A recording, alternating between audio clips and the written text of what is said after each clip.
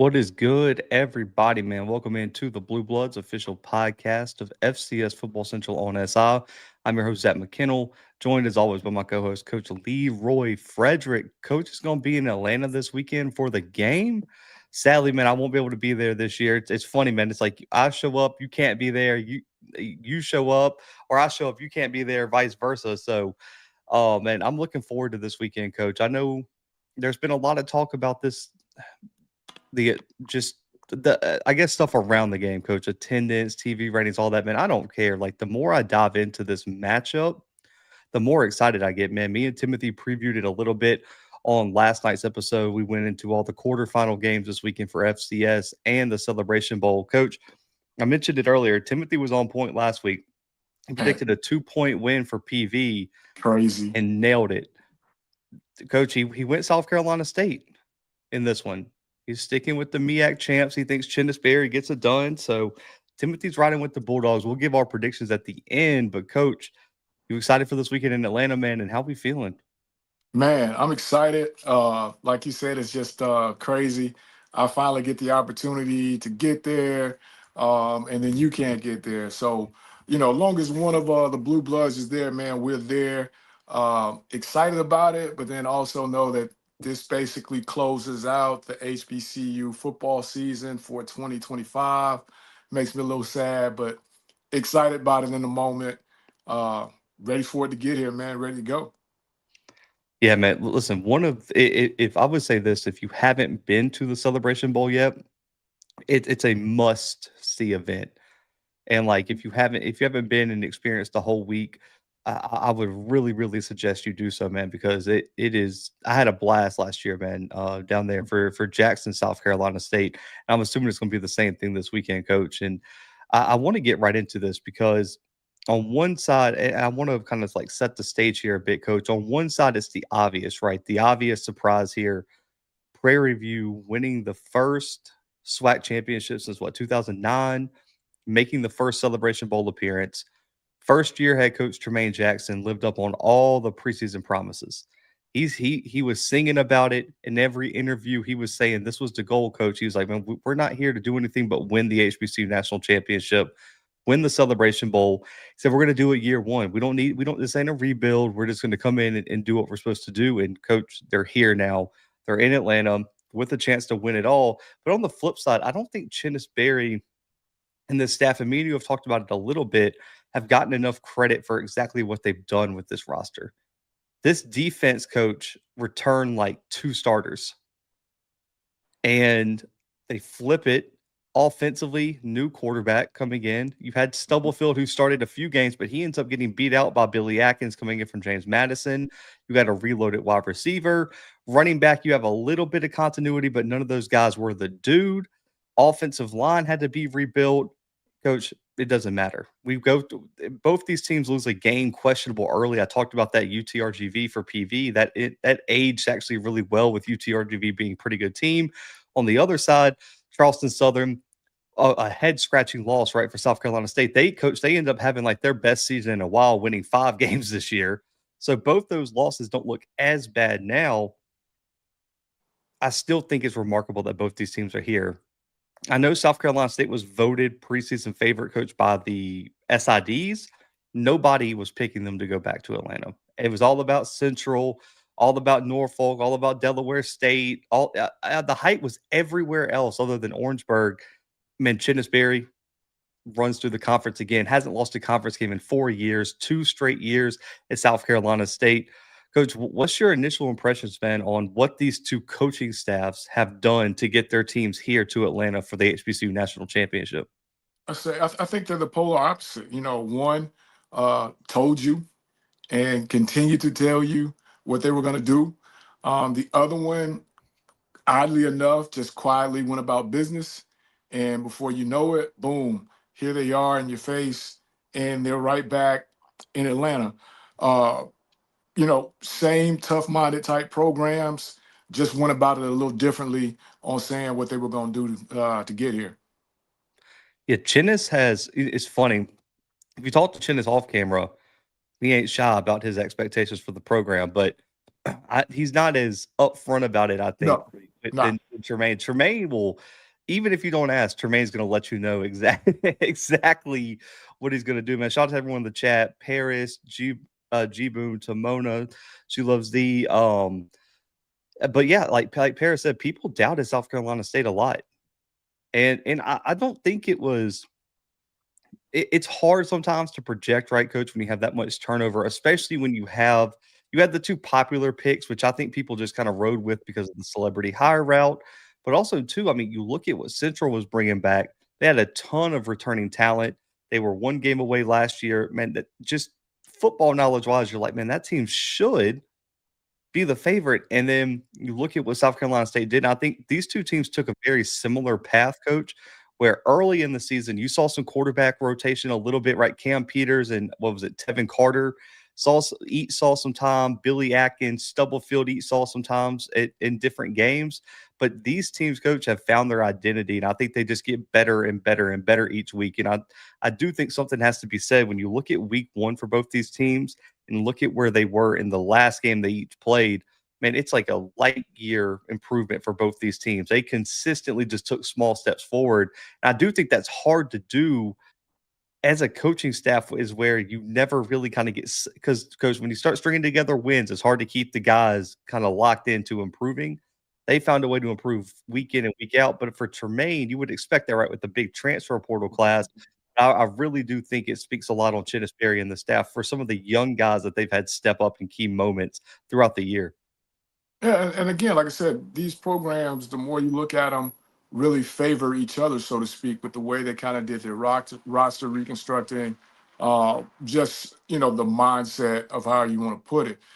I think when you go and you break it down, uh, South Carolina State, like you said at one point, we didn't think it was going to be them, right? Not that we were going with the celebrity, but we didn't think it was going to be them after that. That like you said, a head scratching loss. For all intents and purposes, if you're bringing back a Walker Harris, who has experience, who's still playing at a pretty high level, you got to go with them if you are a betting person, right? And then you talk about on the other side of it, you know, they got really lucky when you bring in that many transfers and it all comes together.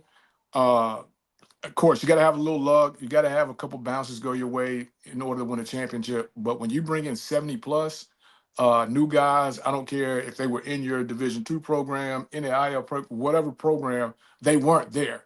So now you're talking about getting adjusted to not only just the football, but the university part of it, the city part where they live at part of it. When you get all that together and you get it all to go in one direction, man, like I said before on another show, you got to tip your hat to those guys over there in Texas for getting that done.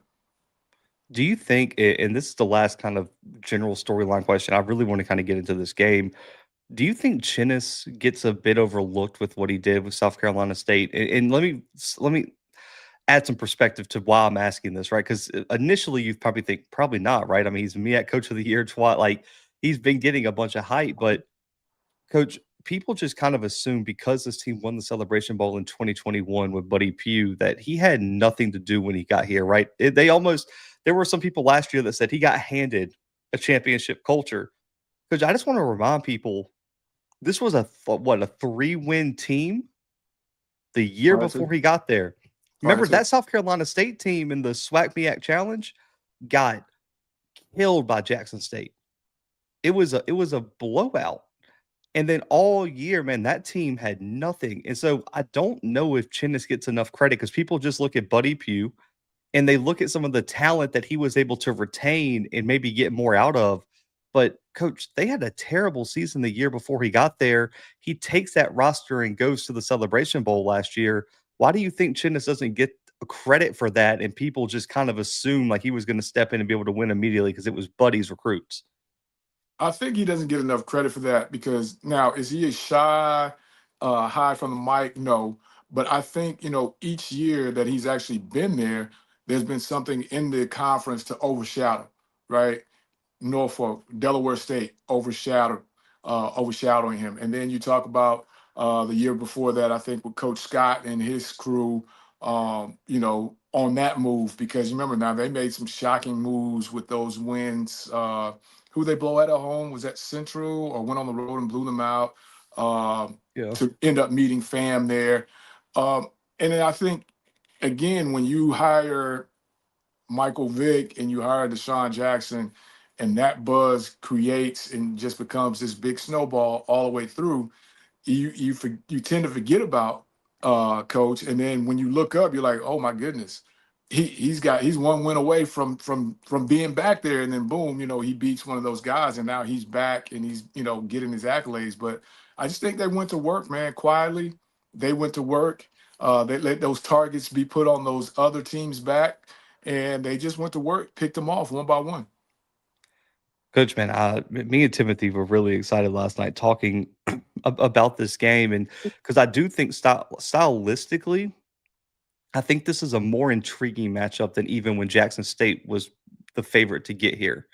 Because stylistically, I think these two teams match up really well. Because offensively, I know both teams are going to want to run the football, but coach, watching the South Carolina State team, they use that deep ball to open up the run. Like they're going to want to throw it over the top first.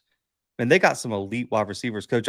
Timothy pulled this stat, man. So I want to give Timothy credit, coach. And as a wide receiver coach, I just want you to react to this blind. In conference play, in all the conference games, South Carolina State has 3 receivers averaging over 20 yards per catch. That's pretty elite. I That's getting mean, done. I don't think people understand how insane that is. And their number one guy, coach, is averaging 26 yards per catch. That's getting it done. Man, you That's want to that's talk. what a number one's supposed to do. Oh, coach, that's your number 3 receiver. No, That's their 3rd receiver. snap. That's getting it done, man. Uh, you talking about a first down uh, every time you Yeah. touch it? That's a first down or more, an explosive. That's getting it done. That's high level stuff, man. No, and so I think that the key matchup for me, like it starts with because there's always a key matchup and then little matchups that are going to determine this down the way.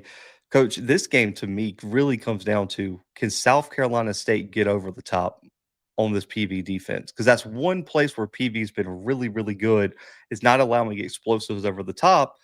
Well, if they take that away, is South Carolina State going to be able to just dink and dunk its way up the field and walk this football down the field? Because they have been extremely reliant on the explosive play this year, especially through conference play right toward the end of the season.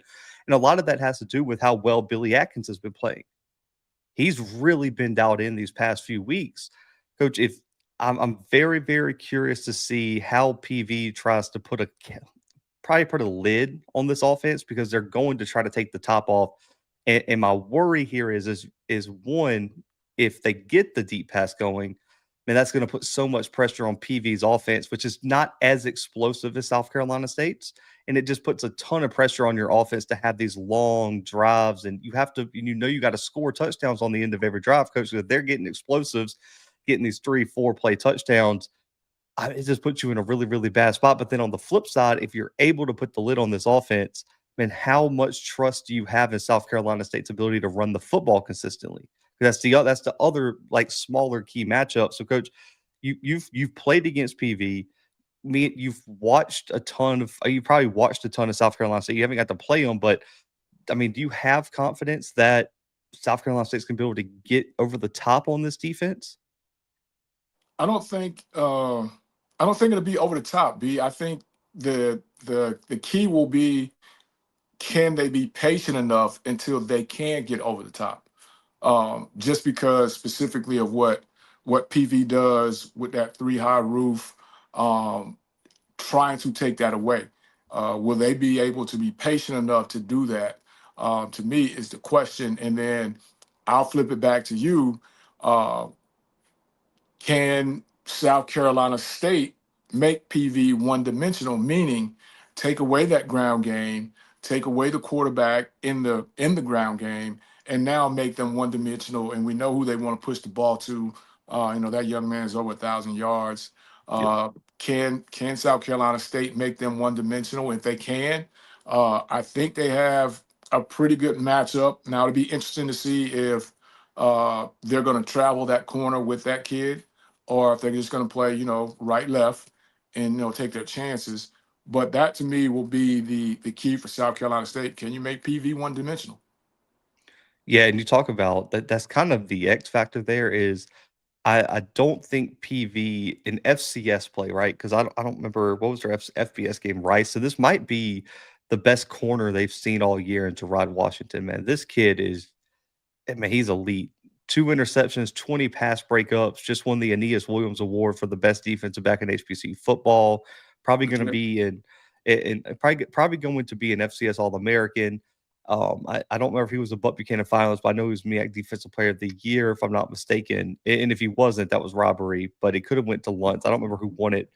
But man, this kid's so good, and I do wonder if he takes away that number one option, is there somebody, coach, on that PV team that you trust to be the number two guy to take that number one role? I don't, because I listen, Rockwell is legit, man. That kid's a baller, but can any of those other guys be the, like, you look at what Andre Dennis, Rodney, I mean, can any of those guys, in your opinion, be the number one if Rockwell gets taken out of the game?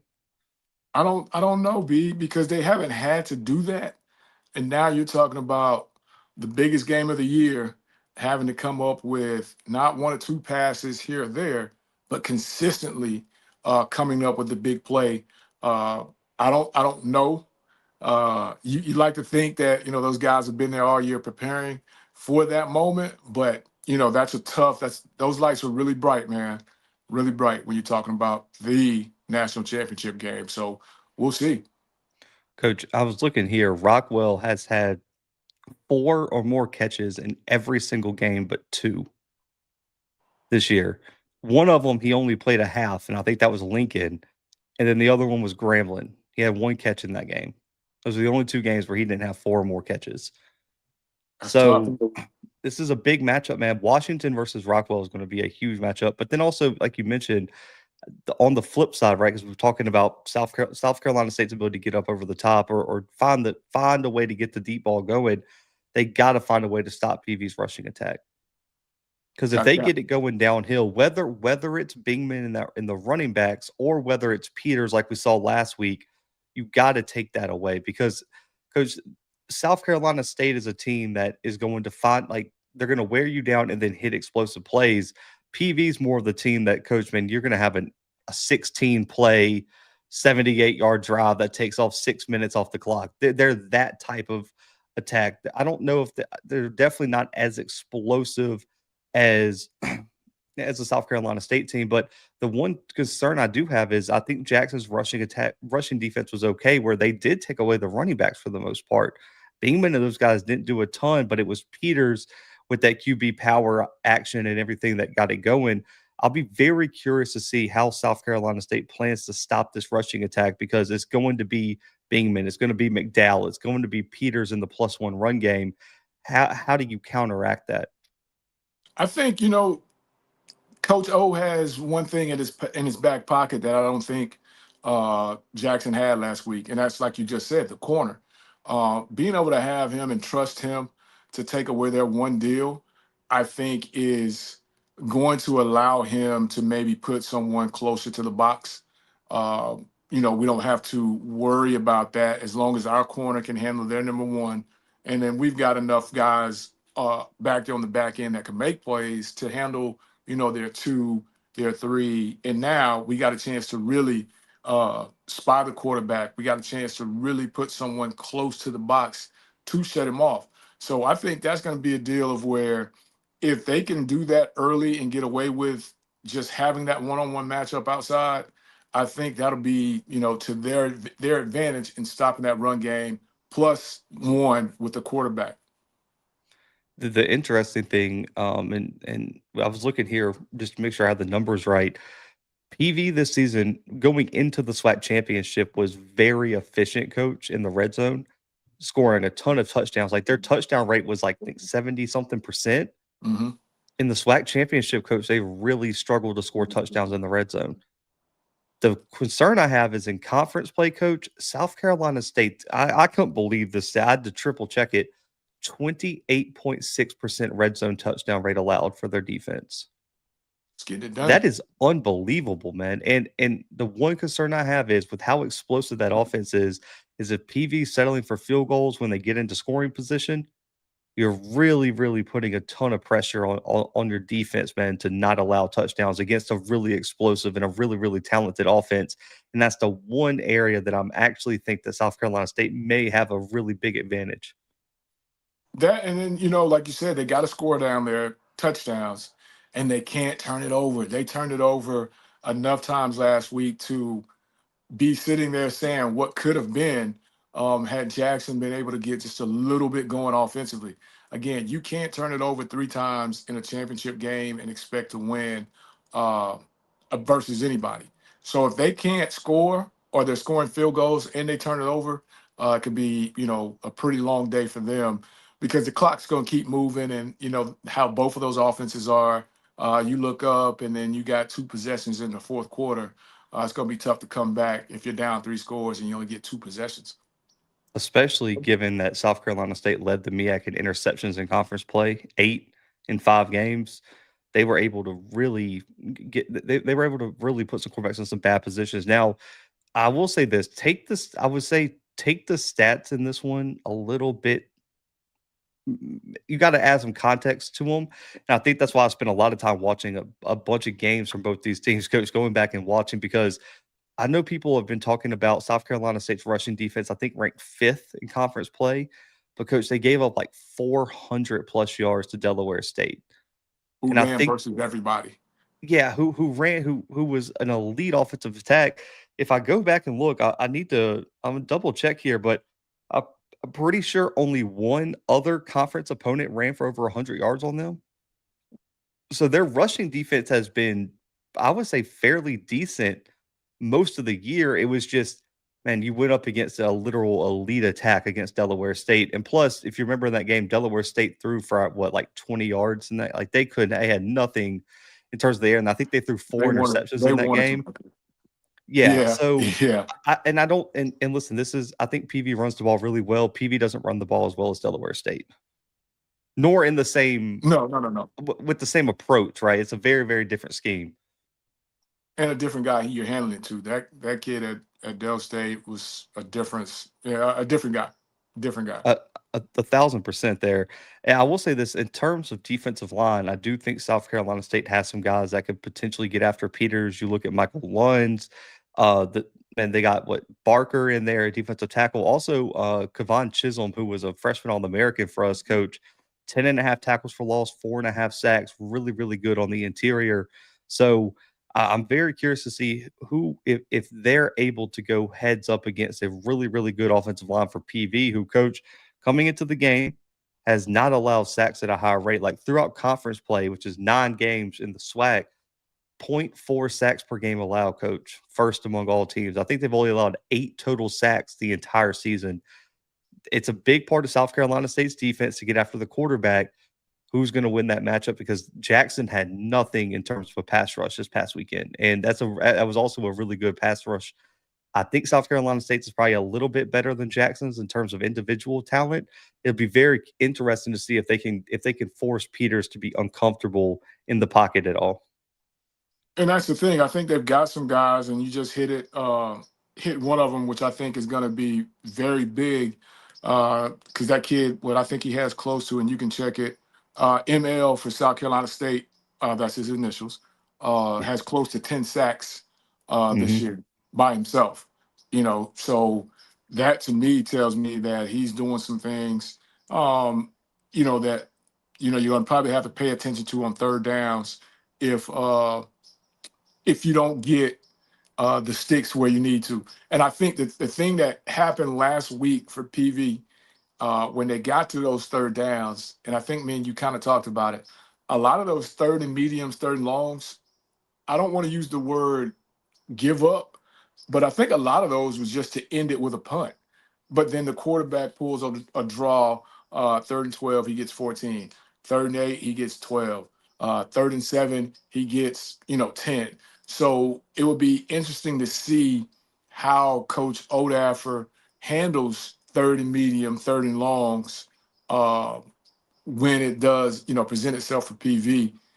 Does he get out of there, try to play zone coverage, or does he keep the thought in his head from last week where, hey, they're just trying to punt it, they're going to run draws, uh, QB counter, something like that, just to end it with a punt, and then somehow miraculously they need 14, he gets 16. So that'll be the other matchup that's going to be really, really interesting to see is how they play them on third and medium, third and long.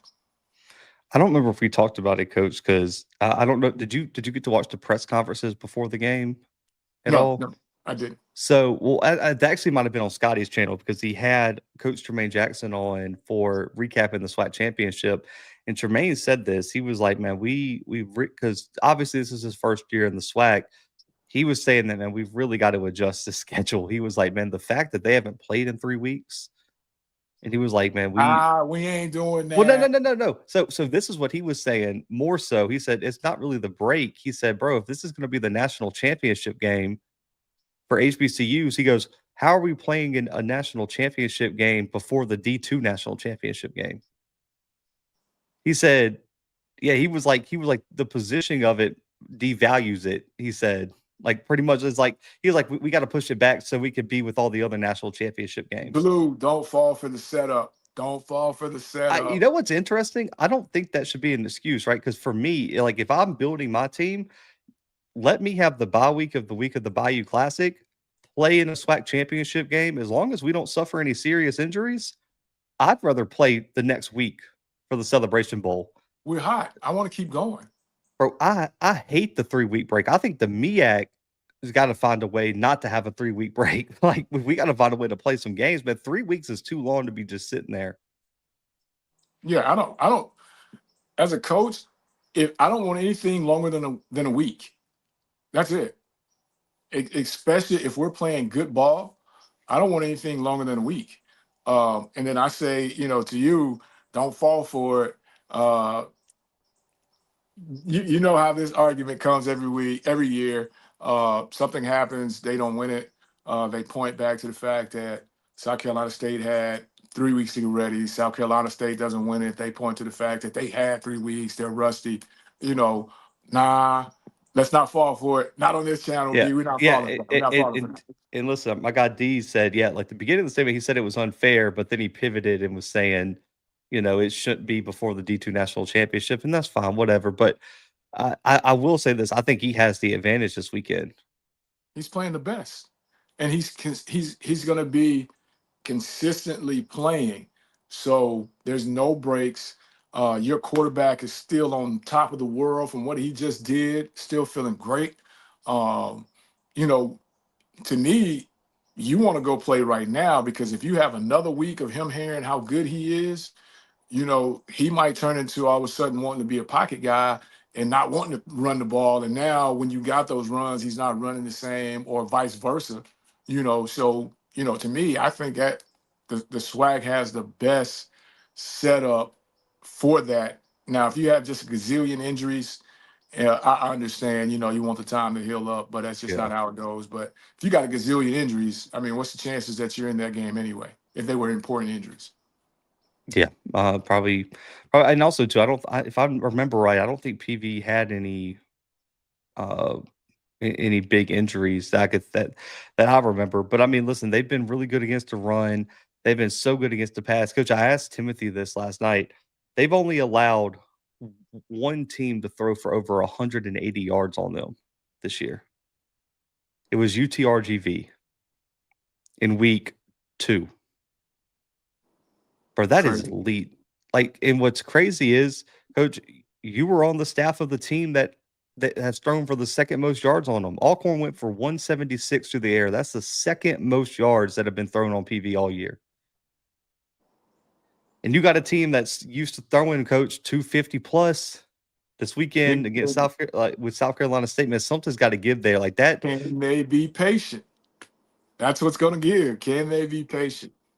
they're going to have to find. For me, they're going to have to find a way early in the game to run the football because if PV can stop you with just the guys in the box, Coach, they're going to leave those guys over the top, and Yeah. there's not going to be an opportunity. Yeah.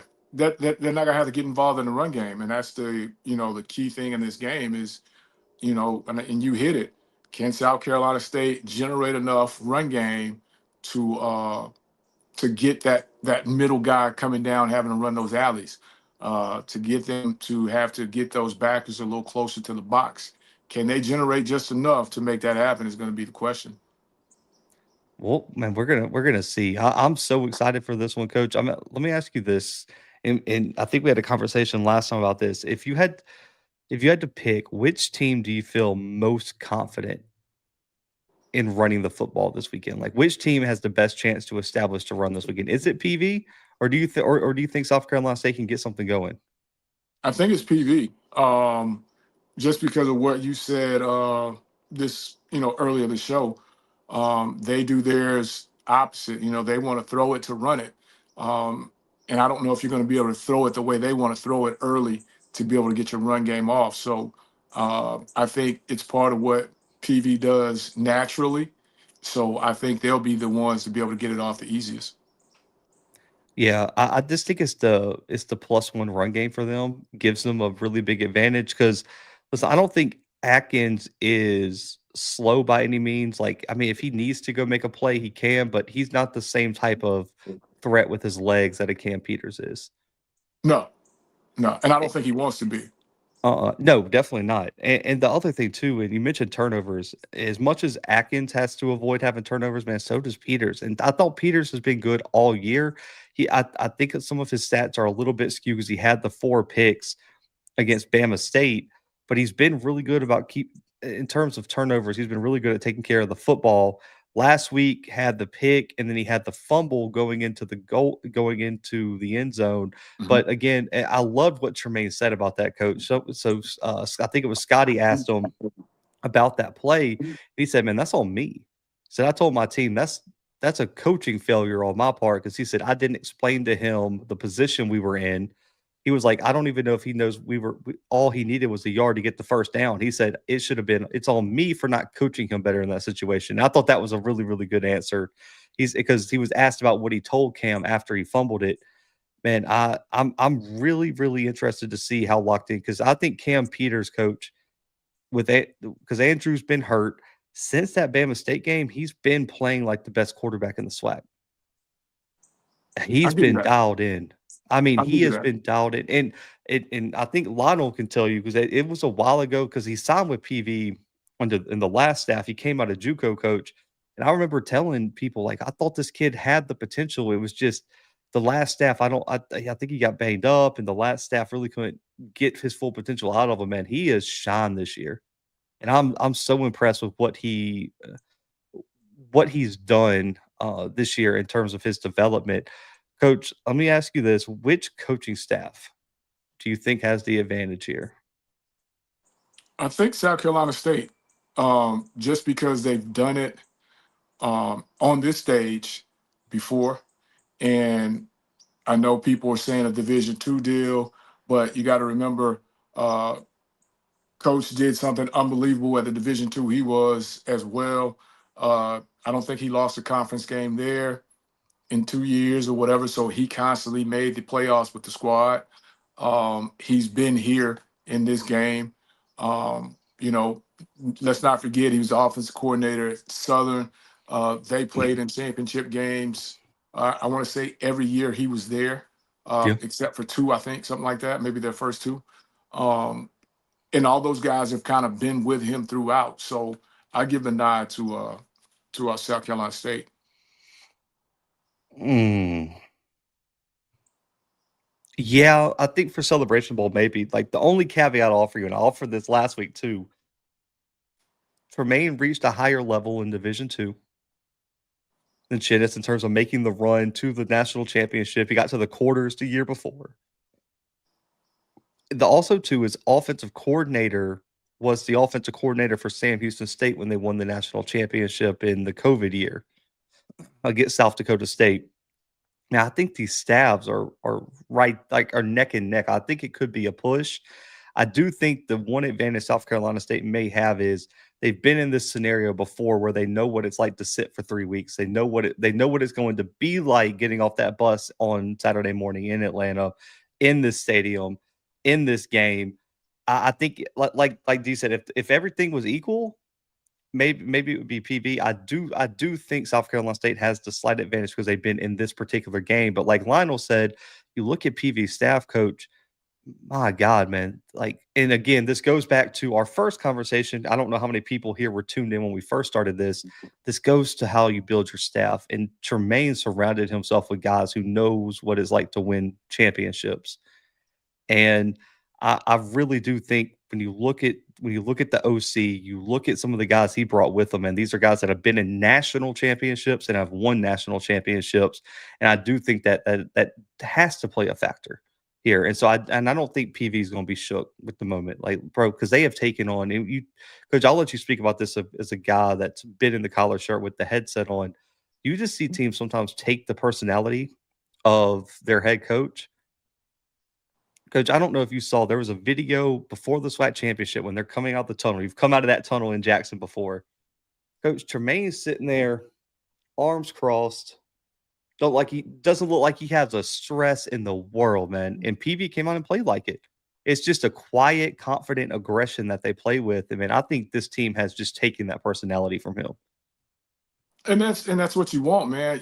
I tell guys all the time, like the previous staff I was on, if you start running around like a chicken with your head cut off, if you start panicking, if you live in constant chaos, your team is going to live in constant chaos, and that's not going to be good for you. I think he had done enough uh, to where the night before in that team dinner, he went down that list and he ran everything down. I said, if we did this, this would happen. If we did this would happen. If we did this would happen. And they were like, you know what? He ain't been off on this list yet. So if he show up Saturday and he's acting different, now we're in trouble. But if he shows up Saturday and he's acting the same, like he knows the outcome before the outcome, I think you gotta tip your hat to that man. And that goes back to something you just said. You when how do I put it? I want to make sure I'm tactful with this. When Blue University goes to put together his football team, he's got to go through resumes, and the one thing he's got to find on the resume for his head coach, the leader of his program, is rather he's been a head coach or not. Has he been a part of championships? Has he been a part of winning programs? I think that makes all the difference in the world. When you're talking about it, and some coaches, man, I get it. Some coaches are just dealt a hand to where, you go to Frederick High School in the area we in, you just got a bunch of 160 offensive linemen. So your win-loss rate is not going to be as high as somebody that may go to uh, the top high school in Mobile, Alabama as a coach, and now they're just, running off wins because the talent is just pouring in there. But you've got to make sure that you get guys around you that are winners and know how to win and been a part of it. And I think that's kind of I hate to use him as a example because he's an anomaly, but that's part of the whole Nick Saban tree. All those guys that have come from him have been really good. They've won at a high rate. They may not have won championships, so to speak, but they've won at a high rate. They know what it is. So everybody wants to get one of those guys because they feel like he knows what the secret sauce is to actually winning. You know what I mean? So again, when Blue Bloods University is hiring their football coach, he's got to go through those resumes and he's got to see if they've won and won at a high level. Kirk Cinetti. Perfect example of what you were just talking about. So, Coach, man, we're here at the 40-minute mark, man. It's time. Let me double check the spread because I saw someone put something in the chat that was different than what I had down here. Last time I looked, Coach, the spread opened, if I'm not mistaken, toward PV and is now shifted. So right now, South Carolina State is a 1.5 point favorite, Coach. So pretty much a pick 'em at this point. Who are you taking in the 2025 Celebration Bowl? Just to give people perspective who weren't tuned in earlier, my guy Timothy nailed a 2 point PV victory last week. He went with South Carolina State. He's got the Bulldogs getting it done in Atlanta. Coach, what do you have? Well, one quarterback is thrown for 22 100 plus. The other one is thrown for 2,300 plus. Uh, one team's rushing leader is at just around 500. The other is like at 850. One top receiver is at 750. The other one over 1,000 yards. One team has a sack leader with close to 10 sacks. The other one, 4 sacks. The other team has a linebacker who's leading with 55. The other team has 89. All that being said, right, is, pointing to one team, but I gotta go with the team that I know folks on that staff. I feel comfortable that they know what they need to do and will get it done as coordinator. Uh, I'm gonna go with Timothy, man. I'm going with South Carolina State. I like it. And no, Miss Diana, I'm looking here. FanDuel has South Carolina State -1.5 right now. So South Carolina State's the betting favorite according to FanDuel. I don't know because with that tight of a spread, it might just be different books we're looking at. But I will. I'll say this. I think it's a pick 'em. Listen, make this game a straight pick 'em. No one's really favored in this one. Coach, I've went back and forth on this one, man. And listen, it's funny part is like it's two fan bases that have been frustrated with me for not picking them in certain games this year, and so I don't think I'm making anyone happy either way. I just looking at it, Coach. I flipped back and forth earlier this week, man. I was kind of leaning South Carolina State, and it was for a lot of the reasons you said. Looking at it though, man, I just think this defense is going to give them enough problems early and I think I just don't know if South Carolina State's going to be able to run the football as efficiently as they need to win this game, and I don't think PV is gonna allow a ton of explosive plays, and I think PV is gonna find a way to run the football, control the clock again, and I think PV wins this one, man, in a really, really close game. I think if I remember my prediction from last night, I think I said PV by 3. You see, Miss Diana said it. She said, "Never, I'd never pick South Carolina State. Don't switch up now."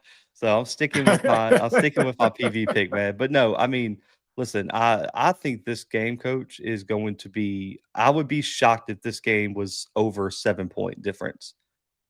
I think Mm. this one's going to come down to the fourth quarter, man. I think both these teams are good enough to get it done. I just trust PV's rushing attack a little bit more, and I think that's really going to be the difference. Plus, I do like their trenches just a little bit more.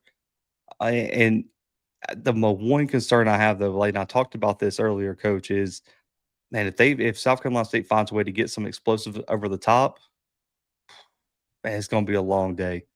Because when Atkins gets dialed in, coach, that kid could be special. And they also too, and this is no disrespect to anyone in the SWAC. I think in terms of explosive playmakers that can get deep, they have more than I think PV's seen in a lot of games this year. And so that's the one thing I am concerned about if they do get the explosive plays. But give me PV by 3. Coach, I don't know. I look at this. Do you think both of these teams, like which team do you feel like has the most pressure to win this game? Do you think it's South Carolina State or do you think it's PV? I think it's South Carolina State. Um, just because of what happened. Lyle was confident, man. Shout out to PV versus everybody, man. My guy Lyle. He said it don't matter. I Pick think it's someone South not in the Carolina State. game. I think it's Coach Barry just because of what happened to them the last time they were in this game. And I think he has a lot to prove. The program has a lot more to prove. This is all new to PV, so I don't think there's any pressure one way or another, so to speak. But I do believe the pressure to win it more is on South Carolina State. I'm gonna put you on. I'm not picking this, so like this is just a question for you because I don't have the standing to answer this question. Who wins the band battle? Uh, I don't I have the got credentials to answer I that got to question. So I got to go with the one that I heard, which was PV. So I got to go with them. okay, Um, just because, like I said, I've heard them. I've only heard South Carolina State over TV, so I hadn't heard them in person. So I'm gonna go I've with heard that about the one. Celebration Bowl last year, but it wasn't really fair. The boom was on the other side. Yeah, that Yeah, wasn't that's a fair. tough matchup. You want to talk about a bad draw? Yeah, That yeah, that's not a good matchup for a lot of folks, to be honest. And it pains me to say that, but that's not a good matchup for a lot of folks. Lotto's stupid. He said, only one band has an Atlanta song. Coach, I don't know if you saw, in terms of like the obviously way bigger than us, the podcast world, there's been a lot of talk about which podcasts can go out and win things against other podcasts. In the HBCU space, man, like I feel like we're running the table against a lot of these other podcasts. Spades, Bro, 21, two-hand touch, any card game, any board la- game, any ladders, sport, tables, and chairs match. it doesn't matter. Duck Duck Goose, childhood games, it doesn't matter. I How think you we're want to running do it? through I think we're running through the other podcasts. Hopscotch, what y'all want to do? Yeah, Tetherball, what y'all want to do? yeah, I don't think they stand a chance. And listen, for the three people, I guess for any podcast with three people, we just pull in Timothy, man. We'll let Timothy ride Let's ride go. with us. Let's Oh, go. you see, Lionel's over here just being. He said, please, let's play spades. I don't know if he understands, man. I'm like 945, 3-2 in my lifetime in spades. 945 victories, 3 losses, and like 2 ties all time. All Bro, time. he So I'm not says sure if he wants that. spades, pickleball, basketball, giving y'all the business. I don't think anyone wants to see me in pickleball, man. My skin tone says I should be good at pickleball. I've never played it before, but down here in Mobile, man, like there's a bunch of pickleball courts. I've never played it, but Basketball too. Like we got y'all on that, man. We'll let Timothy run point. I'm locking Scotty down. You got Perry. It'll be a wrap. It'll be a smoke, wrap. smoking cigars, taking shots. What y'all want to do? How y'all want to do it? When y'all want to do Oh man. Oh. it? Bro, we need to do that. And yeah, Miss Diana, I don't remember exactly what happened. Man, that was a long time ago. We were supposed to have this like a combine for like the podcasters or something, man. I think it needs to be podcast versus podcast. Oh Well, yeah, and wherever don't go get no extra people. They haven't done at least if they're not 20 like a legit episodes. host on the show, Yeah, like if they you ain't done can't. 20 episodes with you, Bro, no, we're especially not gonna do it. the coaches corner challenge, man. I feel like that's an easy dub for us. Like I would Mr. feel bad about that because I like I Mr. would Campbell. too. Yeah, That's I my see, guy. I would feel bad too, but like I feel like they're just too old to participate in this, man. Like Coach Cole and Mr. Campbell, man, like they might be a little bit too washed up to be jumping into the competition. Like, what are we gonna play with them? And then my guys, it would have to be the cards, and then my It have guys. to be something non-athletic, like it's something Yeah. sitting down for sure. Because I don't know how quick my guy Mr. Campbell can recover. You know how bad I'd feel if I hit Mr. Campbell with the tether ball? You know how bad I'd feel about that? Like, I don't Oh think I my lost a tether God. ball game in school. In elementary, all the way up to middle school, I don't think I lost a tether ball game. Nah, listen, man, I got Rocky. We'll lock Rocky up and whatever. It don't matter. I don't think Rocky wants any smoke.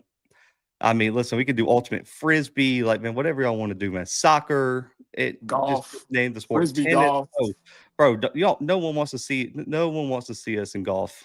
I was on the golf team, bro. Like it's a wrap. Tiger Woods out there, it'd be a wrap. That's that HBCU, discount. listen, HBCU nightly. Listen, I'm locking Josh up. You got BJ. We'll just leave Banks open. He ain't doing nothing anyway. Sorry, Josh. Yeah, there you go. Hashtag wheelchair crew.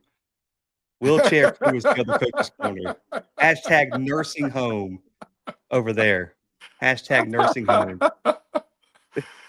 Nah, man, I ain't lost a game in tetherball, man. Oh I'm my telling god, you, bro. from fourth grade all the way to like eighth grade, Yeah, never no, lost. no, bro. This is the fact. Listen, G and my guys, like, bro, swacking a fool might get us. Like, bro, that would be our Uh-uh. biggest challenge in spades. No, because I'm gonna watch G. I'm not gonna allow G to cheat. I'm gonna watch him. I'm gonna watch him. Oh, He's not bro. gonna over talk the game to where I'm not paying attention to what's being played. Not happening. Nah, we Bro, locked Lionel in. said the HBCU coaches corner wheelchairs. That's gonna be the team Hey, name. hey, them my guys, man. I'm gonna be with them Friday, man. I'm sure somebody's gonna bring that up, but Oh god. nah, man. They ride with us. They honorary captains with us. Yeah, if we got to bring in a third member, bro, like Scotty's got to go grab Perry and Mike. It's a wrap. We'll just leave Mike open Kickball, like Banks. Don't worry about him. man. We can go what Top Golf, whatever y'all want to do, man. Oh However y'all yeah. want to do it. Yeah, so I just wanted to put it out there, man. I've been seeing everyone else talk about it, man. So I figured we put the first challenge out there. So don't worry about it. Yeah, we need a mascot for every show. We need a mascot for every podcast. Like obviously the other coach's corner would be the wheelchairs, but we'll see. And then here comes Mr. Campbell promoting the event, man. Shout out to the other coach's corner, man. I know you'll be there with them on Friday night. Yes. The Embassy Suites in Atlanta, Buckhead. So that'll be cool, man. So coach, man, last thing. I guess any last words, man? Yeah. I know they're watching, Mr. Campbell. Look, man, you with us. No hard feelings there, brother. You know I love y'all. Y'all with us, right? So we ain't even worried about that. Um, you know, again, excited about this weekend, man. Excited about the game. But I also know that this game signifies the end of the HBCU football season. So happy, sad, all in one. But I'm actually ready to get it over with, so we can get to some of that ridiculously too early talk for the next football season, as we always do, and just kind of see what's next on the horizon, man. Just want to say thank you to everybody. Hit the like button on your way out. If you ain't subscribed, make sure you do. And man, make sure you tune in with us tomorrow, man, as I'm on the other coach's corner with my guy, Mr. Campbell. Man, that's a fact. And also, too, O&G Strike Zone, y'all ain't safe. Brian and Kelvin, and man, locking up both of y'all up. We ain't forget That's y'all. that's another wheelchair gang right there. Hashtag wheelchair Timona, go for the get your team. Yeah, come on. yeah Yeah. yeah. Dr. Cavill ain't safe. We probably see him in Atlanta this weekend. He's kind of on the. He's gonna have to pick a side. We're not gonna let Yeah, him play. listen, He's got to pick a side. Dr. Cavill's gonna coach. They got like 15 contributors, bro. They gonna have a whole lineup and substitutions, calling timeouts. I think Dr. Cavill is gonna be coaching that team. Mr. Campbell said, "All I know is I got fit with 6 wheelchairs in my Escalade." And poor Timothy, man. Timothy's coming in here late. Don't even know we just signed him up for the entire podcast X Games over here. But he ready He's for that going. smoke too. He's going to show up in Nashville. Also, the FCS space, man, cooking everybody. Which that's kind of unfair because I'm on all the podcasts. I don't know how I'm gonna work that out. Like the Hack City guys, been shining them, locking But y'all up. we talked about that with them in the other FCS National That's Championship right. I game. forgot they called us out on Um, that. yeah, they called us out, and we were like, "Hey, whatever y'all ready." But we do need to make a date to get everybody there, because when we did that with the FCS, man, the taco bet, I would Yeah. love to be able to do that with this space, combine everything, man, and just have one big deal and just get to know and support each other, man, which is great. But y'all want to have a taco eating contest? We can do that too. Y'all can't win that, you know what I mean? So whatever you want, Scotty. Your call. 1,400. Did we forget about them? We Oh forget yeah, about them. 1,400. Listen, man, I'm locking Ken and TD up. I don't know. Ken might be a problem in basketball, bro. Like he can hoop. I heard Ken can hoop. I So got I'll that. listen. I'll let you get Ken. I'll take I TD. got that. I'll take TD. I'm locking TD up for sure. I got that. I owe Yeah. them So anyway. I got that. I owe them anyway. So yeah. Make yeah, sure they're in our bracket. Golden Helm too. G's gonna have Yes, to pick a side. So he's so gonna the have other 3 guys on Golden Helm can team up. G's got to stick with Swack and a fool. So there we go.